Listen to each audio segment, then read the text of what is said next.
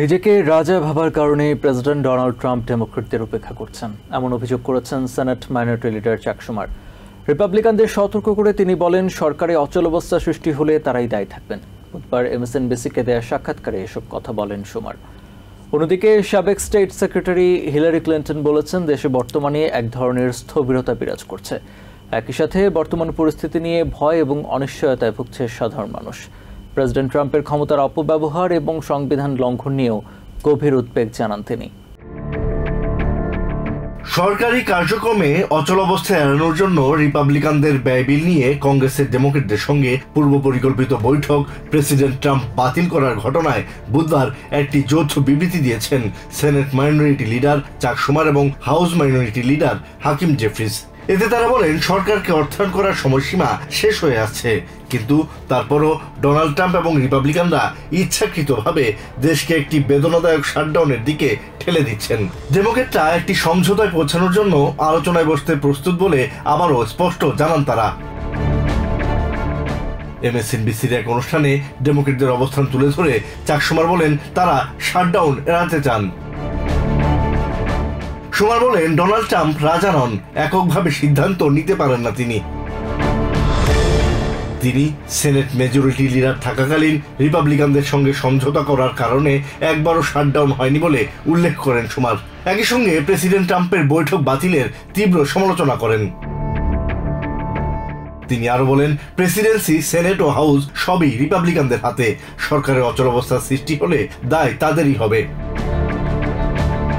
কংগ্রেসের রিপাবলিকানরা ট্রাম্পের ভয়ে কিছু করতে পারেন না বলেও মন্তব্য করেন চাক শুমার।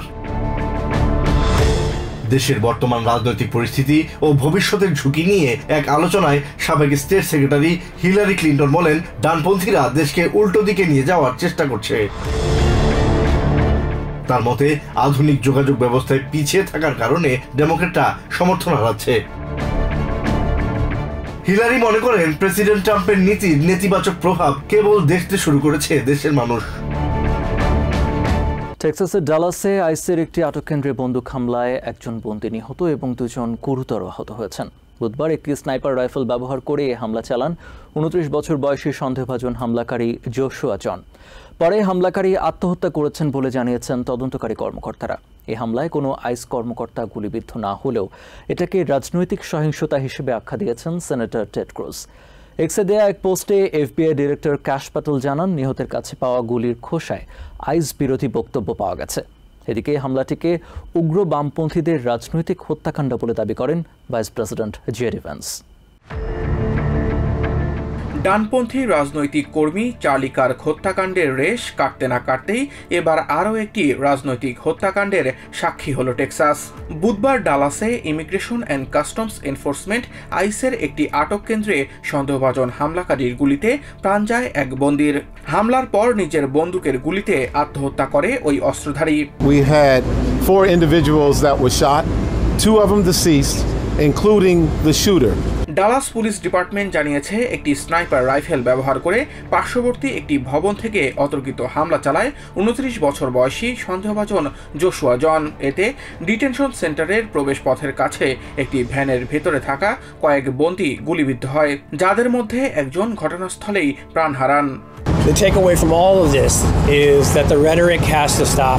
হামলার পর হোমল্যান্ড সিকিউরিটি ডিপার্টমেন্ট 2 বন্দীর নিহতের খবর প্রকাশ করলেও পরে তারা জানায়, হামলায় একজন নিহত ও অপর 2 জন গুরুতর আহত হয়েছে।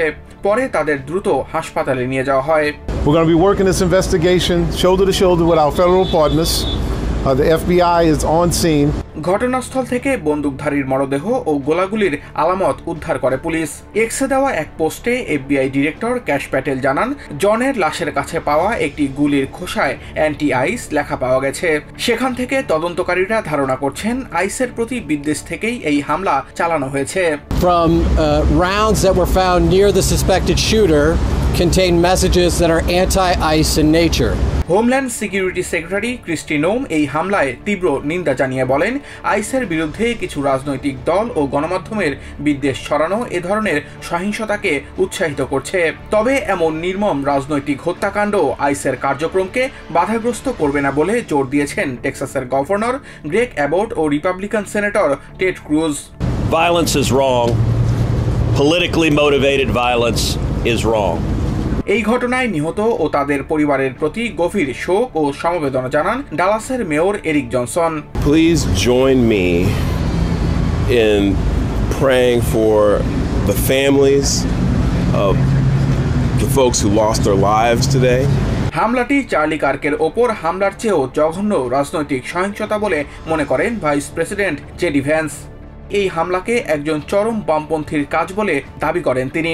ভ্যান্সের মতে যারা সীমান্ত রক্ষা করেন তাদের ওপর এমন আক্রমণ বন্ধ হওয়া উচিত।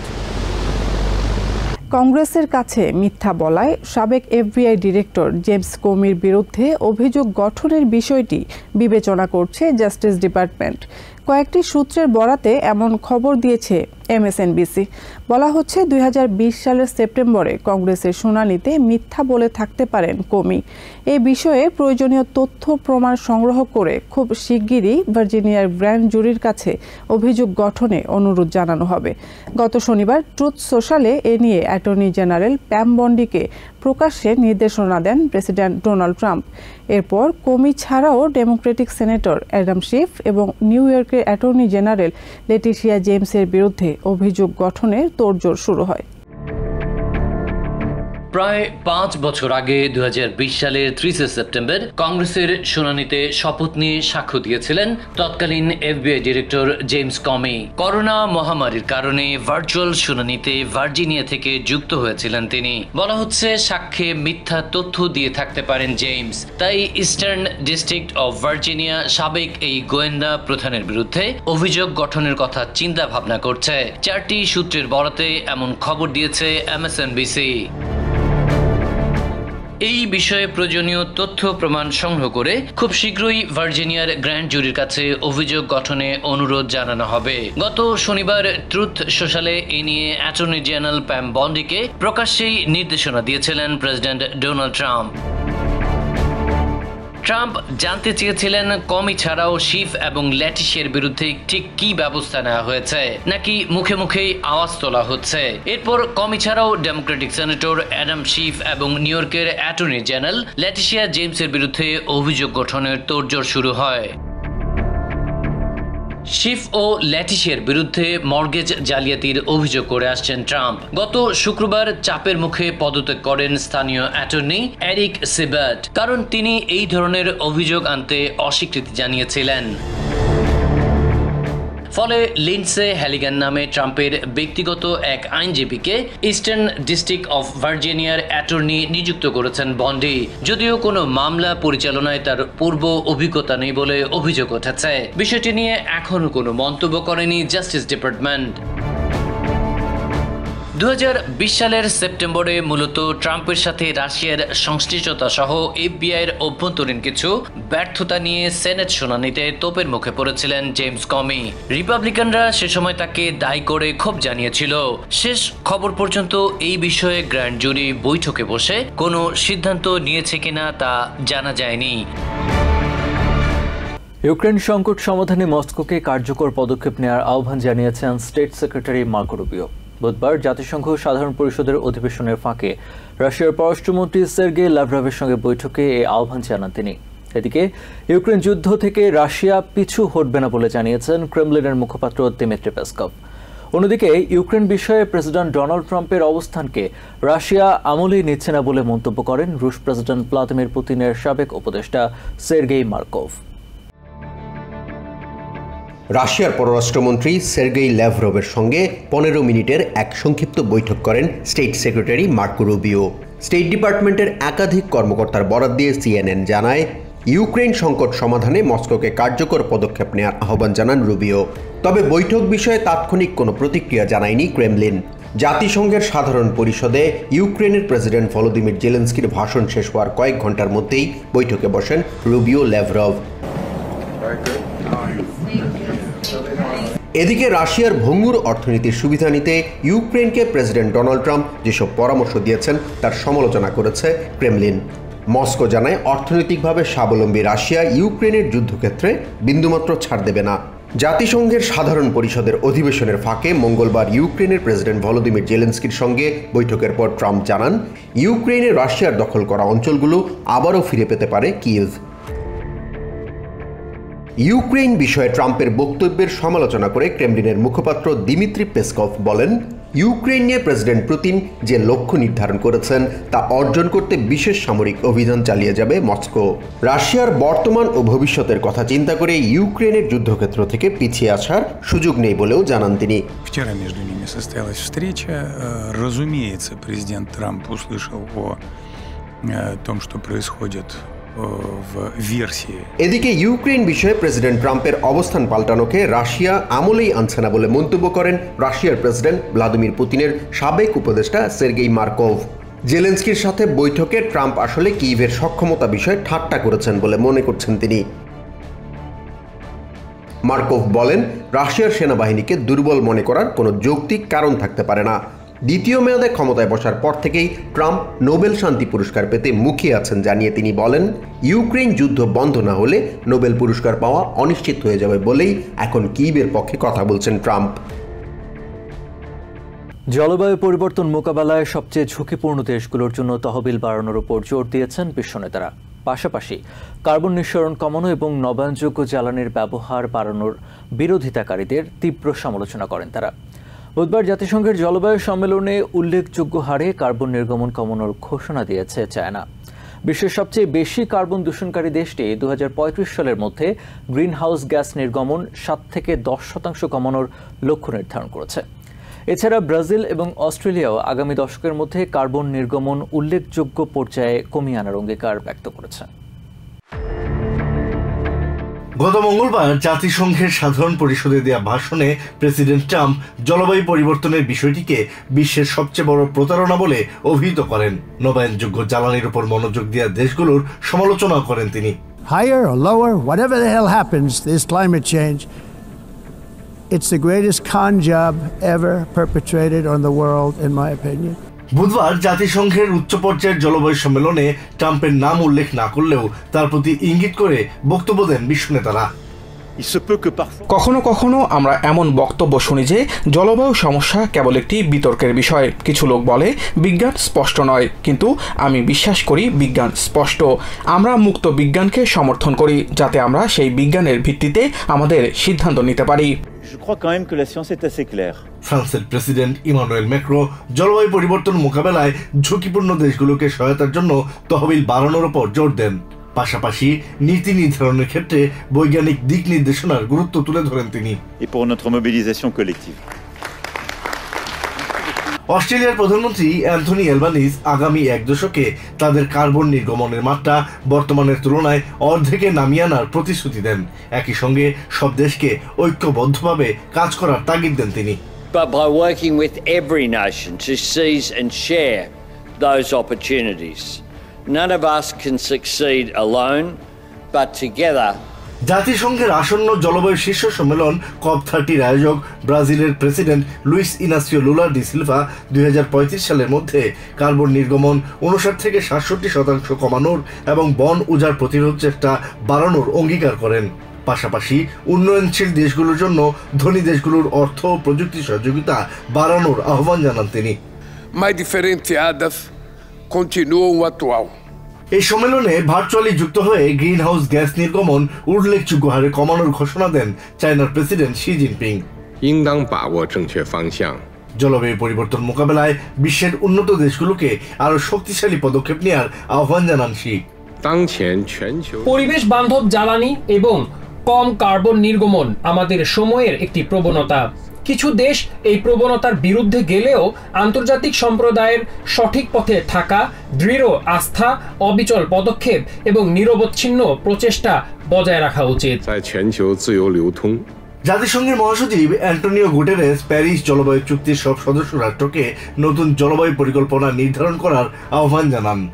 দেশগুলোকে তাদের নতুন জলবায়ু লক্ষ্যমাত্রা দ্রুত এগিয়ে নিয়ে যাওয়ার তাগিদ দেন গুটেরেস।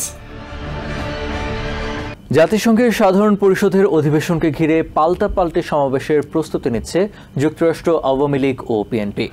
আগামী শুক্রবার জাতিসংঘের সাধারণ অধিবেশনে ভাষণ দেবেন বাংলাদেশের অন্তর্বর্তীকালীন সরকারের প্রধান উপদেষ্টা ডক্টর মোহাম্মদ ইউনূস।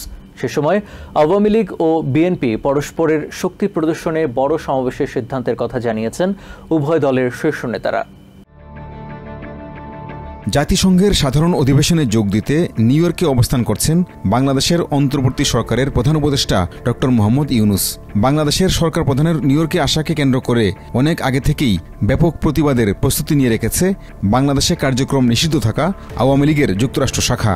শুক্রবার জাতিসংঘে প্রধান উপদেষ্টার ভাষণ দেওয়ার সময় বিক্ষোভ প্রদর্শন করবেন তারা। একটা মেসেজ দিতে চাই, তোমাদেরকে আমরা ভুলি নাই, ভুলবো না। আমরা বাংলাদেশের সেই ৭১-এর জাতীয় সঙ্গীত, সে পতাকা, সেই ভূখণ্ড সার্বভৌমত্ব আমরা আমাদের রক্ত দিয়ে প্রতিটি ইঞ্চ আমরা রক্ষা করব, এই আমাদের প্রতিজ্ঞা। একই সময়ে যুক্তরাষ্ট্র বিএনপিও ডক্টর মোহাম্মদ ইউনূসকে স্বাগত জানিয়ে সমাবেশ করার ব্যাপক প্রস্তুতি নিয়েছে। আমাদের প্রবাসীরা যে আন্দোলন করেছিলাম বাংলাদেশের গণতন্ত্রের জন্য, বাংলাদেশের একটি সুষ্ঠু নির্বাচনের মাধ্যমে জনগণ যেন ভোট প্রদান করতে পারে তার ইচ্ছামতো, সেই জন্য কিন্তু বিএনপি এই ১৫টি বছর আওয়ামী লীগের বিরুদ্ধে আন্দোলন করেছে, ক্রসফায়ারে গিয়েছে, আয়নাঘরে গিয়েছে, হাজার হাজার মামলা মাথায় নিয়ে রাস্তাঘাটে ঘুমিয়েছে। আমরা প্রবাস থেকে আন্দোলন করেছি এই সরকারকে রক্ষা করা, এই সরকার যাতে একটি সুষ্ঠু নির্বাচন এই ফেব্রুয়ারি মাসে ঘোষিত হয়েছে সেটা যেন করতে পারে, সেই সহযোগিতা আমাদের করতে হবে। আমরা চাই বাংলাদেশের যে ৭১ এবং ২৪-এর যে আকাঙ্ক্ষা সেটা ফিরে আসুক। আওয়ামী লীগের নেতারা বলছেন তারা বিশ্ববাসীর কাছে বাংলাদেশের বর্তমান পরিস্থিতি তুলে ধরবেন। ডক্টর ইউনূস আমাদের মাতৃভূমিকে, বাংলাদেশকে কিছু ইসলামিক ফান্ডামেন্টালিস্টদের সাথে নিয়ে, কিছু সন্ত্রাসীদের সাথে নিয়ে পুরো দেশটাকে ধ্বংস করেছে। তাই স্বতঃস্ফূর্তভাবে হাজার হাজার মানুষ বিভিন্ন অঙ্গরাজ্য থেকে জাতিসংঘের সামনে আগামী ২৬শে সেপ্টেম্বর শুক্রবার উপস্থিত থাকবেন।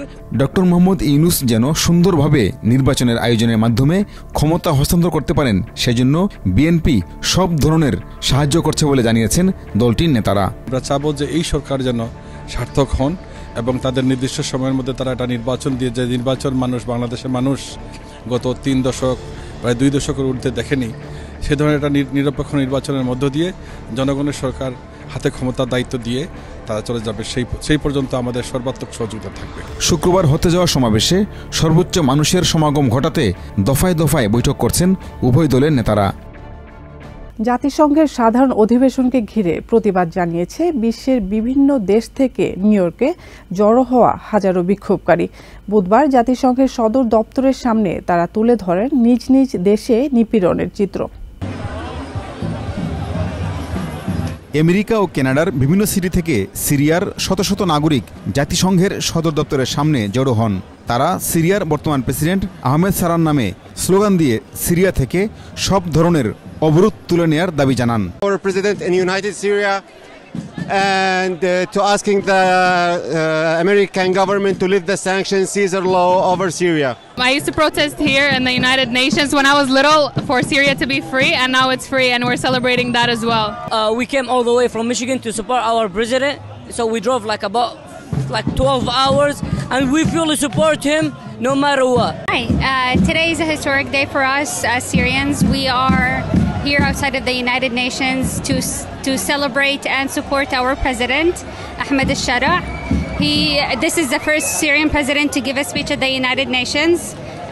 So we're really excited about this. After Syria got free, it got better and a lot of things developed. And I think it's getting better slowly, but it needs time. এ সময় Sierra লিওনের সরকারের পক্ষেও দেশটির নাগরিকদের slogan দিতে দেখা গেছে। We are here, to welcome him, to show that we are happy for him, for all the good work he's doing for our country, Sierra Leone. President Maada Bio, we are here to say thank you for good job you are doing and you are continuing to doing in our country, Sierra Leone. Keep your good job. Did more better than any other president ever in the history. I'm not talking because I support him, but I support good job. And if there is way, we will ask the international community to give him third term because he have done extreme good. আবার ইরানের বর্তমান সরকার বিরোধী সমাবেশে যুক্ত হয়েছেন হাজারো মানুষ। সম্প্রতি যেসব মানুষ সরকার বিরোধী আন্দোলনে যোগ দিয়ে জীবন দিয়েছেন তাদের ছবির প্রদর্শনী হয়েছে। We are asking the United Nations and the US administration to support Iranian people and put pressure on the regime. Iranian people want regime change by Iranian people and their organized resistance, National Council of Resistance of Iran. We believe Iranian people are capable and ready to bring change in Iran. to say that the regime in Iran is not the voice of the people of Iran, and the people of Iran, they want freedom and democracy, and we are here to support their rights. We are here to let the world know that Pezeshkian is not representing Iranian people in United Nations. China সরকারের দমন নিপীড়নের বিরুদ্ধে জাতিসংঘের সদর দপ্তরের সামনে মৌন প্রতিবাদ জানিয়েছেন তিব্বতীরা। We believe truthfulness, compassion, tolerance, and try to be a good person. We're not involved with the politics or any activities like that. বিক্ষোভে যোগ দেয়া প্রতিটি মানুষের দৃষ্টি বিশ্ব নেতাদের দিকে। তাদের আশা জাতিসংঘ প্রতিটি সমস্যার সমাধানে আরও কার্যকর ভূমিকা রাখবে। জাতিসংঘের অধিবেশনকে কেন্দ্র করে সারা পৃথিবীর মানুষ যেখানে নির্যাতিত হচ্ছেন তারা এখানে এসে প্রতিবাদ জানাচ্ছেন। আমরা দেখেছি Syria, Sierra Leone, China, Bharat, Bangladesh সহ সব দেশের মানুষ এখানে আসছেন, তারা কথা বলছেন যেন জাতিসংঘ একটি কার্যকর ভূমিকা রাখেন। নিউ ইয়র্ক থেকে সম্প্রচারিত TVN 24 টেলিভিশন বিশ্বজুড়ে বাঙালির কণ্ঠস্বর।